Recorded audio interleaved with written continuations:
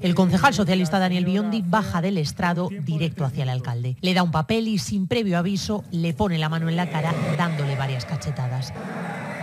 Cuenta Almeida que en tono desafiante le ha dicho que se estaba equivocando. Indignado, Martínez Almeida salta de su asiento y pide la palabra. Se ha producido un hecho que nunca se había producido en este pleno, y es que le tocara a un concejal a otro en tono amenazante, como me ha tocado el señor Biondi la cara 3 veces. Pedir disculpas al señor Martínez Almeida por lo sucedido. Más Madrid y Vox han condenado el gesto de Biondi. Tengo que decirlo, nos parece inaceptable lo que ha ocurrido hoy aquí. Luego los ultras somos nosotros. Tras la presión ejercida por el Partido Socialista, Biondi ya ha comunicado por redes sociales que dejará su acta de concejal.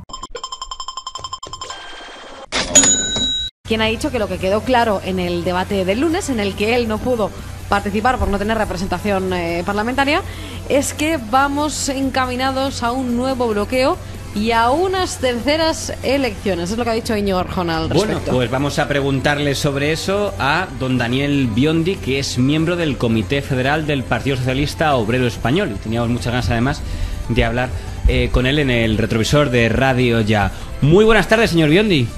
Muy buenas tardes. Muy buenas, pues perdóneme que le pregunte por algo para empezar tan rotundo, pero dado que lo ha dicho el señor Errejón, ¿de verdad usted cree que vamos ya encaminados, aún quedan 2 días para que termine esta campaña electoral, vamos encaminados ya a unas terceras elecciones, como ha dicho el señor Errejón? Errejón suele equivocarse en sus pronósticos. La única alternativa para que eso no se produzca y acabar con el bloqueo político que tiene España en este momento es un gobierno presidido por Pedro Sánchez con una mayor a constituir un gobierno estable y coherente que pueda afrontar los retos que tiene España por delante en los próximos meses y años. Permítame que aproveche para hacer compartir con usted un poco el balance que se hace de esta campaña, aunque aún quedan 3 días, pero ustedes, el Partido Socialista, ha escogido como eslogan Ahora España. Si me permite la broma, en el caso de Más País del señor Errejón, al final parece que prefiere evitar citar en su denominación el nombre del Estado. Ustedes no han tenido problemas en mencionarlo.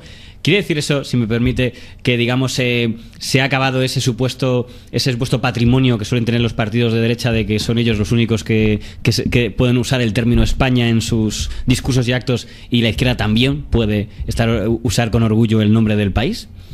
Fíjate, si lo hacemos con orgullo, que el Partido Socialista tiene 140 años de historia y es el único que en sus siglas lleva la palabra de España. Somos el Partido Socialista Obrero Español. Nosotros nunca nos hemos sentido ningún problema de hablar de España. Lo llevamos en el corazón y en la cabeza durante estos 140 años. Lo que no nos arropamos es en la bandera para intentar suplir la falta de proyectos para el propio país, como hace la derecha. En el en el debate que vimos esta semana entre todos los candidatos a la presidencia del gobierno, por cierto, parecía que un debate puede ir en contra del presidente del gobierno, porque, como es lógico, es contra el que van a disparar todos los partidos de la oposición. Leyendo las encuestas que he visto después del debate, no parece que le haya ido demasiado mal al presidente del gobierno, pero quería compartir con usted si ustedes había sido una imagen buscada, porque la imagen que más se vio del presidente del gobierno es una imagen, si me permite, centrista, que no ambigua. Digo centrista porque quedó en medio de 2 extremos. Digamos, por un lado se escuchaba el modelo que defienden el Partido Popular, Vox y Ciudadanos, y por otro el modelo donde, digamos, estarían Unidas Podemos y los partidos independentistas, ¿no? Y el PSOE quedaba un poco en medio. Quizá era algo buscado, o la situación, digamos, de los rivales ha acabado dejando al PSOE en esta posición de centro. Yo creo que hay, y permíteme, hay una confusión en la terminología. No estamos en el centro, es que somos la centralidad de la política en este momento en España. Si hay una posibilidad de acabar por fin con este bloque que nos someten tanto a derecha como a izquierda, pasa por esa centralidad del Partido Socialista y de nuestro presidente de gobierno, Pedro Sánchez. Nosotros estamos en la centralidad, en buscar soluciones al país, a buscar y plantear todas las necesidades que tienen los españoles. Por tanto, nosotros estamos en la centralidad. Por eso ese debate fue un 4 contra 1. Y a pesar de ser 1 contra 4, salimos, creo, como dicen las encuestas y mucho sentir de la calle que hemos podido detectar después del lunes, aquí el ganador, porque probablemente es el único, como demostró, que tiene un proyecto claro y definido sobre España, sobre cómo hay que actuar en la crisis de convivencia en Cataluña, cómo afrontar los retos económicos y sociales que tiene este país, ahora mismo es Pedro Sánchez. No quería evitar preguntarle, digamos, los 3 temas que más se repiten siempre en todas las entrevistas electorales, que si se ha fijado, son básicamente siempre 3 cosas, que acaban siendo el tema Cataluña, el tema quién tiene la culpa de la repetición de elecciones y el tema con quién se va a pactar. Y no es que quiera evitar esas 3 preguntas, luego si da tiempo le preguntaré por las 3, pero para empezar por la parte que usted ha introducido, si hubiera un ciudadano diría, bueno, pero ¿usted en qué me puede ayudar a mí si quiero que sea más fácil que encontrar trabajo, si tuviera que resumirse, que es muy complicado para los oyentes, ¿qué es lo más importante de la propuesta ahora que se habla tanto de que vuelve otra vez otra crisis económica, que los datos dicen que suben? ¿Cuál diría usted que es la más importante de las medidas del PSOE de cara a estas elecciones en el tema que tanto preocupa siempre a la gente, que es lo que tiene que ver con economía y paro, que hace que la gente se asuste enseguida diciendo «¿nos viene otra recesión encima?» Pues la derecha siempre ha aplicado aquello de los recortes, como vimos en la época de Mariano Rajoy, como solución única para el problema de la crisis. Nosotros no lo planteamos así. Primero, no hay una crisis a día de hoy, hay un enfriamiento de la economía debido a circunstancias de un marco global. No hace falta recordar que está ahí el Brexit, está la guerra de los aranceles entre Estados Unidos y China, que afecta a todo el mundo y especialmente a la Unión Europea.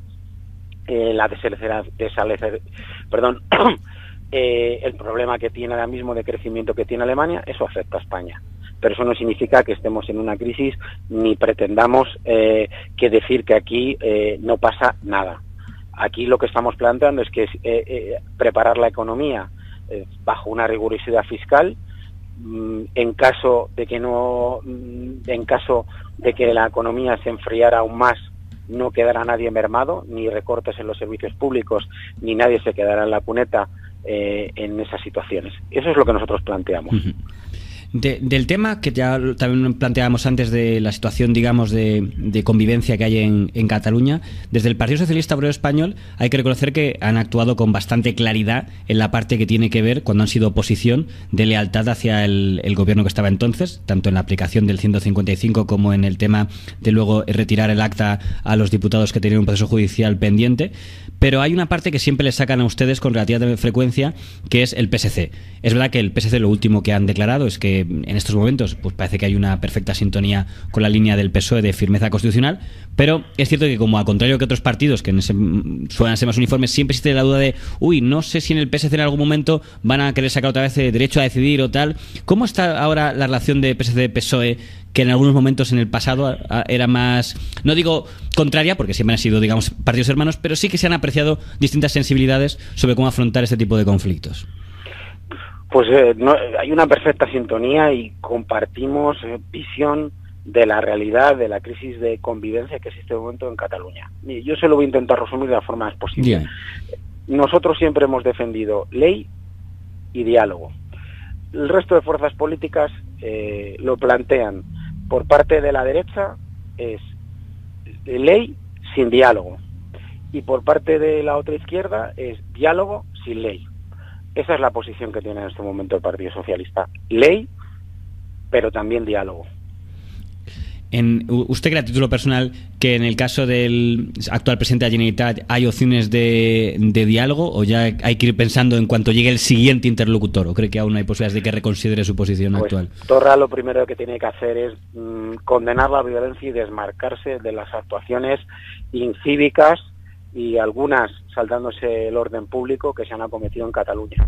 Seguimos esperando. Torra es un presidente que debería haberse marchado de motu propio, pero de momento no ha querido dar ese paso. No habrá diálogo hasta que no respete la ley y hasta que no condene rotundamente la violencia y no dé amparo con declaraciones ambiguas las actitudes incívicas y de falta de orden público que se han producido hace ya unos días en Cataluña.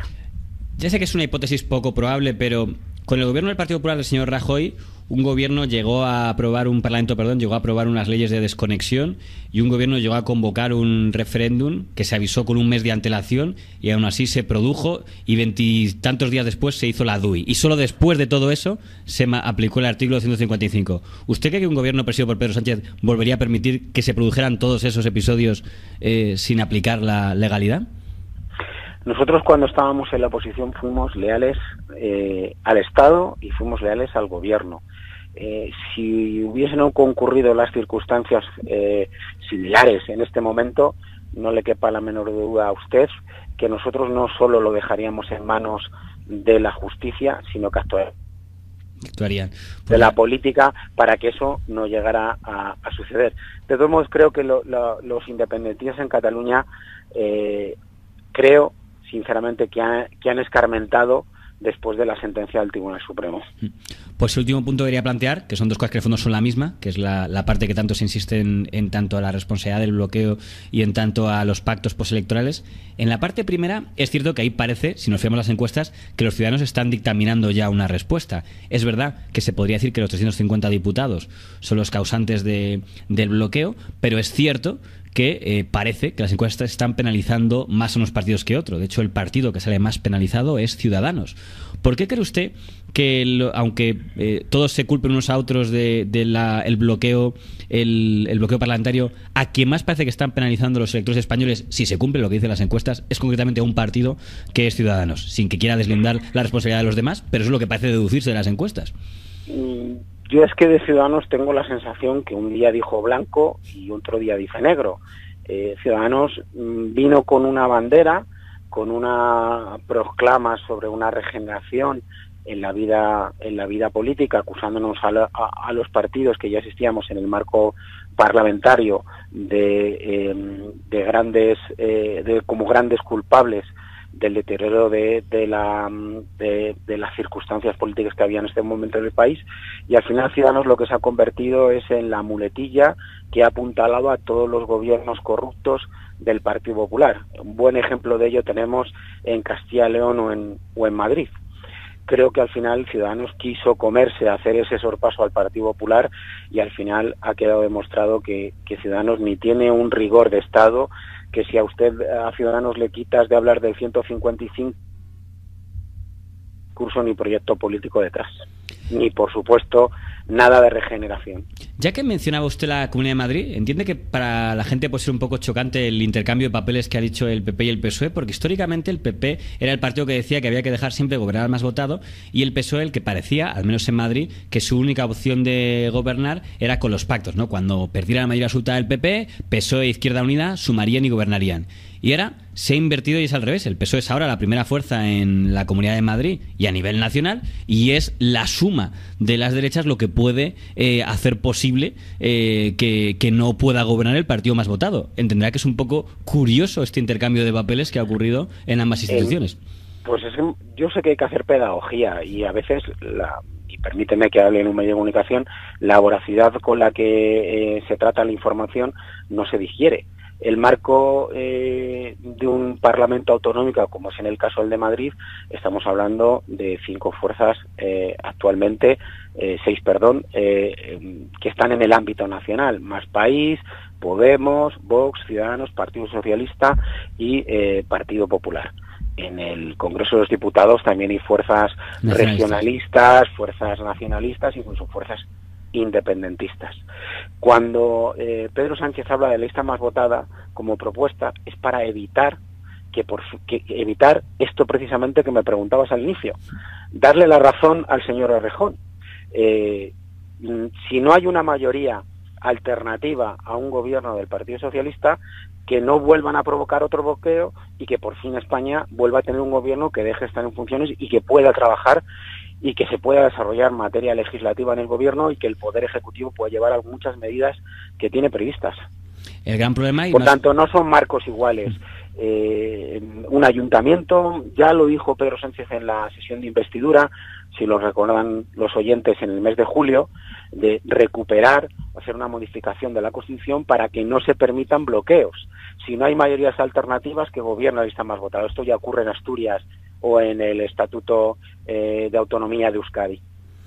O sea, proponer, digamos, que en el Congreso se apruebe una medida similar a estos parámetros autonómicos para que, si no hay una posibilidad de una suma alternativa, que es lo que se ha dado esta legislatura, que los partidos de oposición que no podían sumar una alternativa de gobierno... No haya mayoría de bloqueos, no haya mayorías de bloqueos. Y aunque más o menos lo que está introduciendo usted, el gran miedo que pueden tener muchos ciudadanos que le estén escuchando es que llegue el domingo, gane el Partido Socialista Obrero Español, que parece la opción más probable, pero de repente ni la suma con Podemos y Más País, por poner las fuerzas progresistas, ni la suma de las tres derechas, por poner las fuerzas, digamos, conservadoras, sumen mayoría absoluta y digan, otra vez quedamos o en manos de los independentistas, que digamos no suelen tener, digamos, un ánimo constructivo con respecto al Estado español, o en manos de una repetición electoral, que es lo que más o menos me estaba usted comentando, que si no se cambia la legalidad, nos encontramos ante un nuevo bloqueo parlamentario. Si recuerdan los oyentes, se decía que Pedro Sánchez quería ser presidente a cualquier precio, que era un ocupa y haría cualquier cosa para seguir en la Moncloa. Pedro Sánchez no es presidente a cualquier cosa. Le dijo primero a la izquierda, que era su socio preferente, llegar a un acuerdo. Podemos, como bien saben todos, eran sillones. Se le ofreció la posibilidad de estar en el gobierno y también la rechazó. Y a la derecha, principalmente a los que, digamos, están en el marco constitucionalista, no a la extrema derecha, tanto sentido de Estado y tanta Constitución que ellos ponen por delante tuvieran sentido de país, y que ya dado que ellos ya no podían no tenían posibilidad de presentar una alternativa de gobierno, al menos se abstuvieran para que hubiera un gobierno. Ellos prefirieron el bloqueo, se añadió la situación de rechazo de Podemos a ese gobierno que le llegamos a proponer y llegamos al bloqueo. Si alguien ha trabajado para no que hubiera un bloqueo es el Partido Socialista.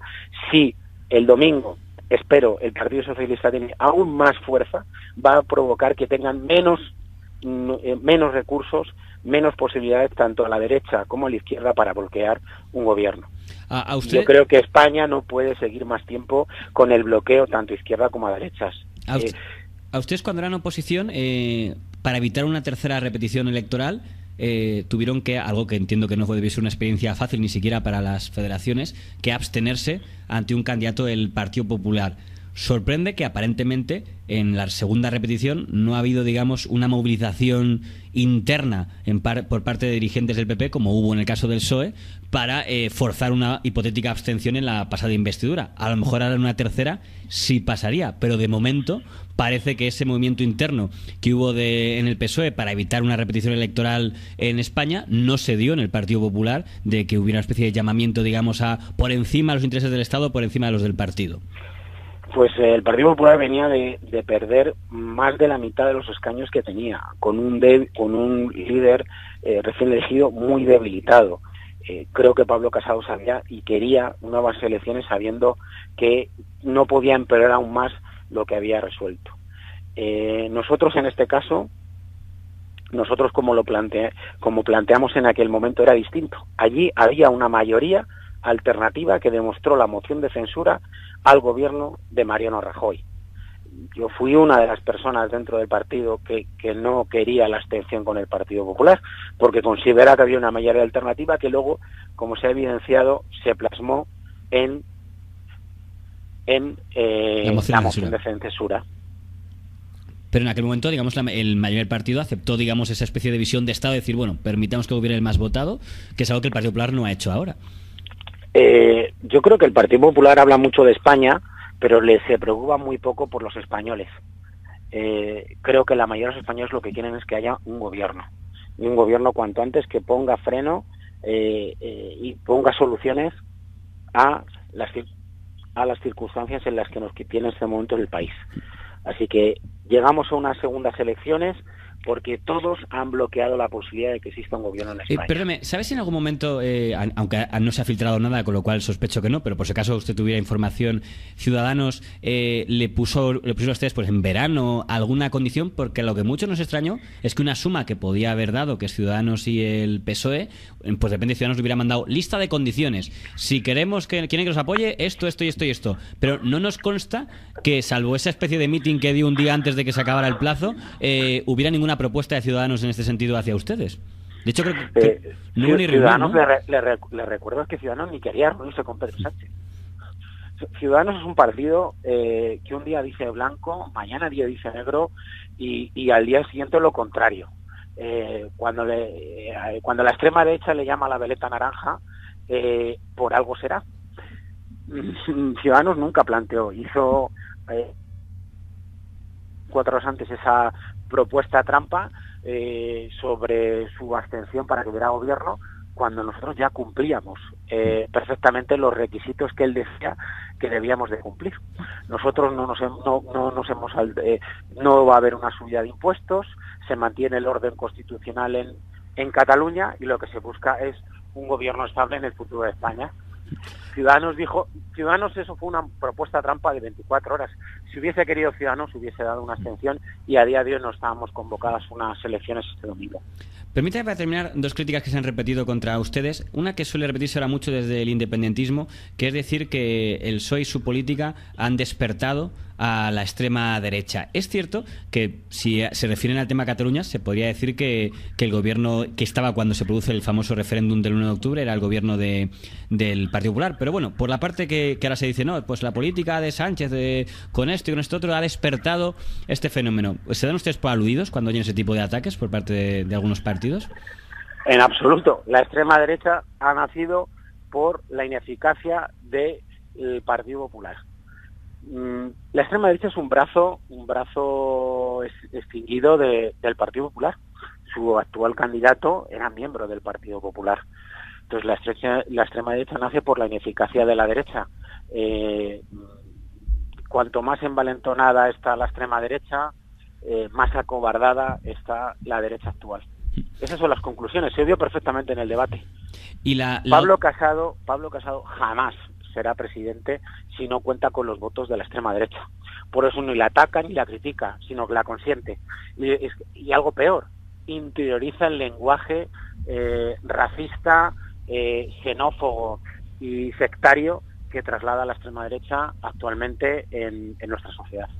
Y la otra crítica, y esta se la hago también como diputado en la Asamblea de Madrid. ¿Alguien podría...? No, diputado era anteriormente, casi diputado en el Congreso. Perdón, pues como alguien conoce, la situación en Madrid, ¿alguien podría decir cómo es posible que en la Comunidad de Madrid, donde ha habido 3 presidentes del Partido Popular que de una manera u otra han tenido problemas con la justicia? La señora Aguirre está ahora siendo investigada, en el caso del señor Ignacio González ha pasado por prisión preventiva y tiene una acusación muy fuerte sobre él, y en el caso de las Cifuentes, pues a lo mejor más anecdótica, pero igualmente humillante para ella. Con todo eso, ¿cómo es posible que el Partido Socialista Obrero Español o las fuerzas progresistas, no vamos a responsabilizar solo al PSOE, no hayan podido sumar mayoría absoluta con todo lo que ha llovido en la Comunidad de Madrid? Primero, el Partido Socialista ganó en las elecciones autonómicas del 2019. ¿Cierto? Con Gabilondo como cabeza de lista. Con Gabilondo. Obtuvo 38 escaños, la fuerza más votada. Que se lo pregunten al señor Errejón y a sus problemas con el señor Pablo Iglesias. Se dividió el voto de izquierdas, se establecieron 3 fuerzas, debilitaron las opciones de izquierdas y a pesar de que Ángel Gabilondo ganó, como bien sabíamos, las 3 derechas iban a sumar. Si alguien fue el gran perdedor de las elecciones autonómicas fue el Partido Popular. Recuerdo que perdió 18 escaños con respecto a lo que tenía, y alguien como Díaz Ayuso a día de hoy es presidenta gracias a los votos de la extrema derecha. Pues señor Biondi, le agradezco mucho este rato. Bueno, antes me comentaba la compañera de informativos que hoy Rosa Díez va a participar en un acto político del Partido Popular, aunque sea en el campo de las anécdotas. No sé qué opinión le merece esta aparición. Yo creo que Rosa Díez, viniendo ya del norte, creo que perdió el norte hace ya mucho tiempo. Pues señor Biondi, le agradezco mucho que haya compartido este rato con los oyentes de Radio Ya para conocer de primera mano la posición del Partido Socialista Obrero Español. A vosotros, muchas gracias. Y como decía antes al representante de otro partido, quedan 2 días de campaña, así que gane el mejor. Gracias. Esperemos que sea el Partido Socialista para tener un gobierno estable y coherente lo antes posible. Buena tarde, muchas gracias por estar este rato con nosotros. Muchas gracias a ustedes. Era la opinión del señor Biondi, diputado en el Congreso de los Diputados, que he dicho a la Asamblea de Madrid por y miembro del Comité Federal del PSOE, de Pedro Sánchez. Pues que así contamos con todas las opiniones de cara a esta campaña, y además me alegra poder decir que hemos conseguido contar con un representante del PSOE, de varios de Vox, de Ciudadanos y del Partido Popular y de Unidas Podemos, con lo cual que esa era nuestra intención. Que esta vez sí o sí vamos a conseguir un gobierno progresista, y por eso vamos a desbloquear la situación política. Pues tras conocer la opinión del señor de Miguel, seguimos con esta rueda, y creo que lo más interesante y lo que más agradecerán los oyentes es conocer la opinión de un representante del partido ganador, que además tiene algo que ver en las dos instancias que tienen mucho que decidir sobre este periodo de negociaciones que empieza ahora, ya que es miembro del Comité Federal del Partido Socialista, el máximo órgano entre congresos de este partido, y también es miembro del grupo parlamentario. Don Daniel Biondi, muy buenas tardes, muchas gracias por entrar en Radio Ya. Muy buenas tardes. Bueno, gracias a vosotros por llamar. Lo que toca en democracia, en primer lugar, mi felicitación como el partido más votado en las elecciones legislativas por la parte que le toca. Pues te lo agradezco doblemente, primero porque es la quinta convocatoria electoral del año 2019 que gana el Partido Socialista, y en la de ayer además fui elegido diputado en el Congreso por la circunscripción de Madrid. Así que doble alegría.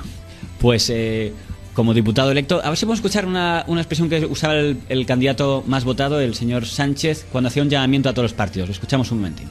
A esa convocatoria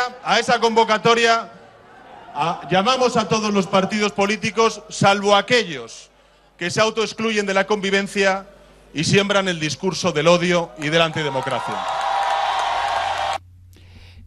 Yo me permito suponer, pero usted lo sabe mejor que yo, que ese llamamiento a todos los partidos para intentar acabar con el desbloqueo podía hacer referencia a determinado discurso que a veces se oye en dirigentes de Vox a un extremo, y también a determinado discurso que a veces se oye a dirigentes, digamos, del independentismo, como pudieran ser la CUP o en ocasiones de los grupos vinculados al señor Torra o incluso a veces a Esquerra. Quizá podía ser a ese tipo de discursos a los que se refería el presidente del Gobierno en funciones ayer. Yo creo que la inmensa mayoría de los españoles entendieron perfectamente las palabras del presidente del Gobierno en funciones, de mi compañero Pedro Sánchez. Con la extrema derecha la hemos frenado en las urnas, la hemos dejado incapacitada para poder dar gobierno a la derecha en este país. No suman las tres derechas. Una se ha desmoronado, como ha sido Ciudadanos. El PP, que pensaba superar los 100 escaños, no ha llegado ni a 90. Y la extrema derecha, crecida, ha mejorado sus resultados, pero de ninguna de las formas posibles las tres derechas van a poder gobernar este país. Y con los independentistas ya lo hemos dejado claro. Hasta que no se condene la violencia y no vuelvan a la normalidad democrática en Cataluña, será difícil dialogar con ellos. El gran miedo que tienen, y lo conocerá usted, todos los ciudadanos ahora, es que antes parecía que cuando había un ganador claro, pues por lo menos había 4 años o por lo menos 3 años de relativa estabilidad. Lo comentaba antes el señor de Miguel, decía que no había forma aritmética de un gobierno alternativo que no fuera el encabezado por el partido que ha sido más votado. O sea, no, pues bueno, pues como la moción de censura, digo, porque el PP sumado a tal, hicimos, digamos, todas las sumas posibles, no hay ninguna que pueda acogerse el Partido Popular por la que pueda haber una mayoría alternativa a una que implique un gobierno del Partido Socialista Obrero Español. La pregunta es, si va a una investidura el Partido Socialista Obrero Español y otra vez independentistas, Podemos y derecha unen sus votos en el no, estamos como empezamos. Ese es el presidente del gobierno dijo sí o sí, pero tendrá que hay una parte de la ciudadanía que hoy se ha levantado, ha leído la prensa o siguió anoche el tema electoral y irá otra vez igual. Si independentistas, derecha y Podemos votan no, por mucho que haya ganado el PSOE y sea el partido que cuenta con 7 millones de españoles que votó a su candidatura, seguimos en bloqueo. ¿Usted qué cree que cómo puede ser eso dentro de que es un reto que afecta a los 350 diputados? Pues pasó después de las elecciones de abril y espero que no pase después de las elecciones de ayer. Es que los perdedores asuman que han perdido las elecciones y que no le han dado los ciudadanos los votos suficientes para construir otra alternativa que no sea un gobierno presidido por Pedro Sánchez y encabezado por el Partido Socialista. Hasta el bloqueo anterior vino de quienes no aceptaron en ningún momento que no habían ganado las elecciones. Los ciudadanos votan cada uno a quien considera oportuno para darle la posibilidad de gobernar. Y tanto en abril como en noviembre han dejado realmente claro que el Partido Socialista es la opción mayoritaria y a la cual hay 7 millones de españoles que le han votado y le han dado la confianza para gobernar. Nadie votó coaliciones en las urnas, ni votó abstenciones, sino que votó para que esos partidos gobernaran. Y la realidad es que el único que tiene posibilidades de gobernar es el Partido Socialista. Lo tiene que asumir Podemos, lo tiene que asumir el Partido Popular, lo tiene que asumir lo que queda de Ciudadanos y de la extrema derecha no pensamos que tiene que asumir nada, porque ellos están en la antipolítica desde su reciente creación. ¿Cree posible que si hay negociaciones, por ejemplo, para buscar un apoyo de investidura, en este caso a su izquierda, que se pueda debatir en esta ocasión por programa y no por puestos, como, discúlpeme, pero como parecía que eran las negociaciones del pasado, entre abril y diciembre del año pasado? Pues yo creo que espero que Podemos haya aprendido de la respuesta que le dieron los ciudadanos en las urnas, que ha bajado 600.000 votos y 7 escaños, y que cuando se habla de gobernar, lo primero que hacen 2 partidos o incluso 3 es hablar de políticas. Antes de cualquier otra circunstancia se acuerdan políticas. Así que espero que por parte de Podemos, en lugar de estar reclamando ministerios, vicepresidencias o otras cuestiones, se dediquen a hablar primero de las políticas que podemos llegar a acuerdo para que haya lo que creo que quiere la inmensa mayoría de ciudadanos, un gobierno estable, coherente, que afronte los retos de nuestro país a corto, medio y largo plazo. Y no vernos obligados a ir a unas terceras elecciones para que tenga que volver a ganar el Partido Socialista y volver a decirle ya por tercera vez sería que quieren que el Partido Socialista gobierne España. Las elecciones han confirmado algo que usted ya había adelantado aquí la semana pasada, que es el Partido Socialista Obrero Español está situado, digamos, en la centralidad, entre lo que podríamos llamar los dos extremos, aparte que ya habían confirmado algo que imagino que ya nadie podrá negar, que es que la moción de censura contaba, digamos, con el aval de la sociedad, y después de ella, siempre que se ha votado, se ha dado como un partido más votado al que encabezó aquella moción de censura, con lo cual no parece que esa teoría, digamos, del presidente ilegítimo, que desde algún medio se intentó vender, pues no parece que coincida con la del electorado.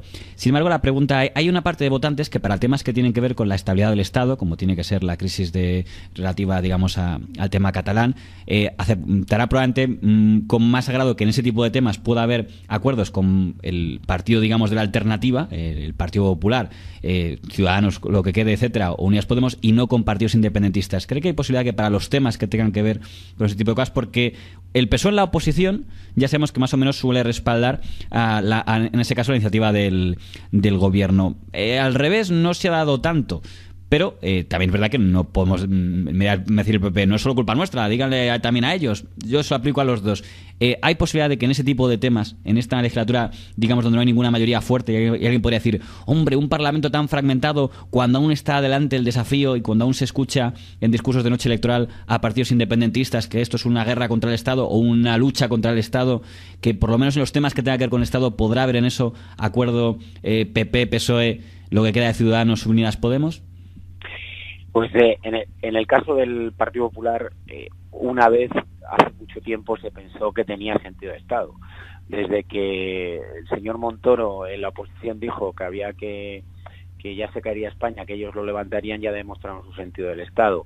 En la crisis de Cataluña del año 2017 el PSOE fue leal al gobierno y al Estado y apoyó en todo momento. En cambio, como estamos viendo, el Partido Popular es más leal a la extrema derecha que al gobierno democrático de España. Así que del PP no auguro grandes compromisos en el sentido de Estado.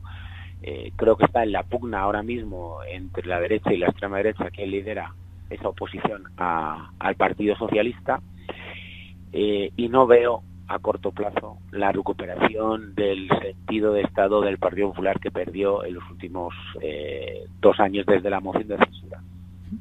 Sé que es imposible jugar a la bola de cristal y ver qué puede pasar, pero le consulto... Pero se puede. Si uno quiere...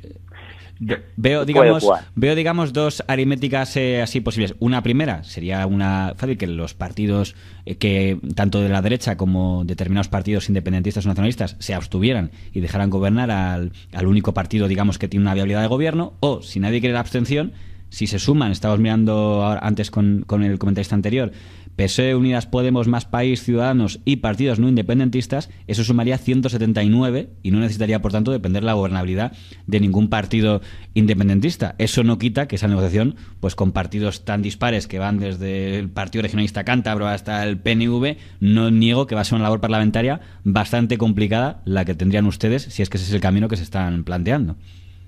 Yo creo que esta mañana ha habido reunión de la Ejecutiva Federal y luego nuestro secretario de organización y portavoz, José Luis Ábalos, lo ha explicado perfectamente. Apostamos por un gobierno progresista y apostamos por intentar sumar el mayor número de apoyos para que haya un gobierno y no nos desemboquen otra vez los bloqueadores a unas terceras elecciones.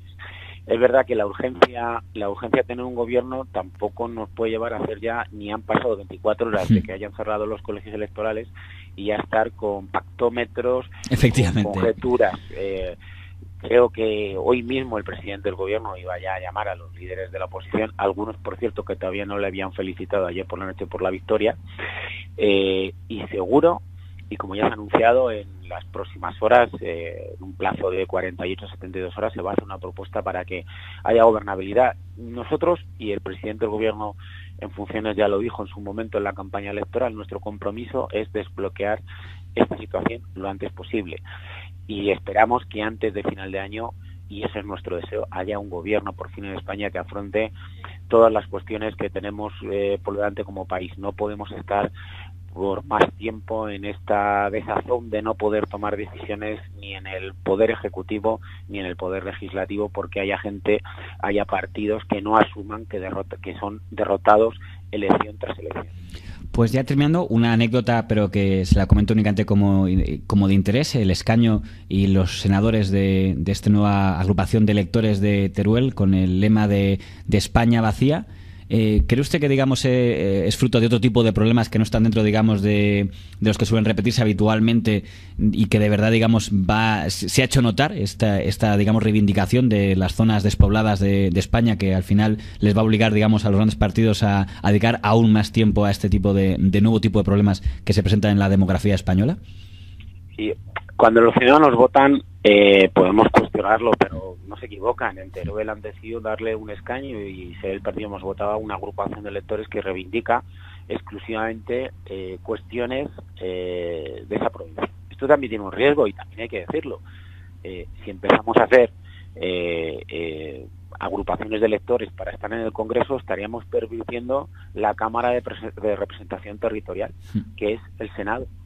Tendría toda lógica una Cámara de Representación Territorial que ha destinado sus funciones a eso. Es donde yo creo personalmente que Teruel también existe, debería haberse presentado, y no al Congreso.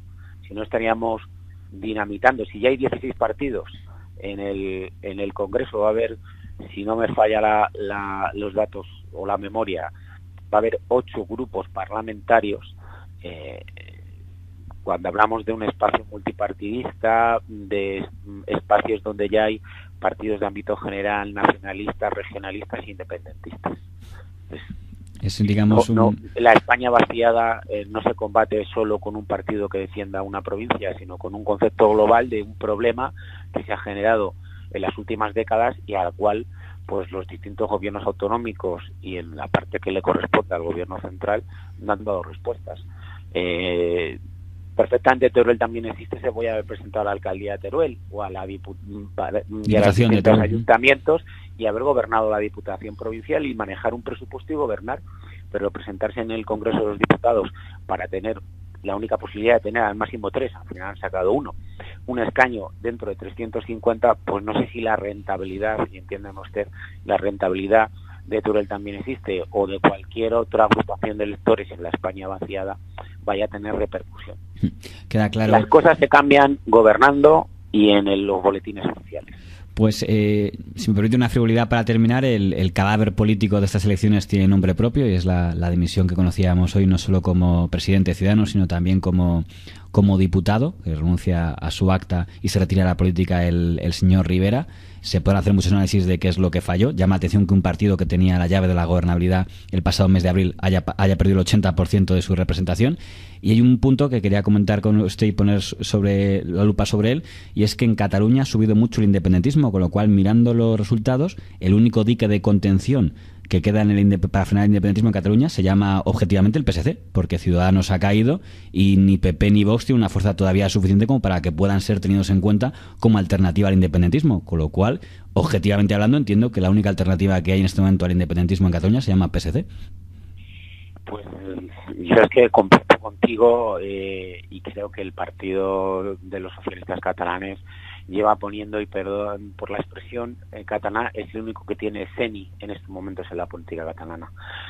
Creo que el PSC es un elemento vertebrador de esa conexión y unión entre Cataluña y España, y espero que próximamente se convoquen elecciones autonómicas en Cataluña y el PSC salga aún más reforzado en su mensaje de ley con diálogo, cosa que ni Ciudadanos, ni Vox, ni el PP han planteado. Y con respecto a la decisión del señor Rivera, si me permites, y no es lo mismo porque no ha fallecido, mi querido compañero ya ausente ya hace más de 6 meses, Alfredo Pérez Rubalcaba decía que en España se entierra muy bien.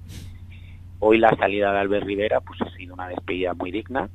Es un rival político, ha tenido a nuestro juicio muchísimos errores y es el causante de haber llevado a Ciudadanos a 57 y en menos de 5 meses llevarlo a 10, pero he de reconocer que ha hecho una despedida digna, ha reconocido errores y deja el partido en otras manos.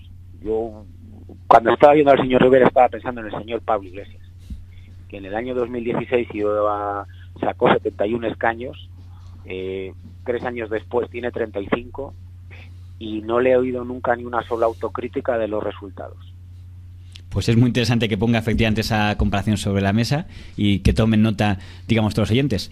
Señor Biondi, le agradezco mucho que haya compartido este rato con los oyentes de Radio Ya y bueno, y como diputado electo, y creo que en esto coincidirán desde los oyentes que puedan ser votantes del PP, de Vox, del PSOE, de Ciudadanos y lo que sea, lo que creo que todo el mundo estará de acuerdo es que ojalá las gestiones que lleven ustedes nos lleven a un gobierno estable por un periodo por lo menos de media legislatura.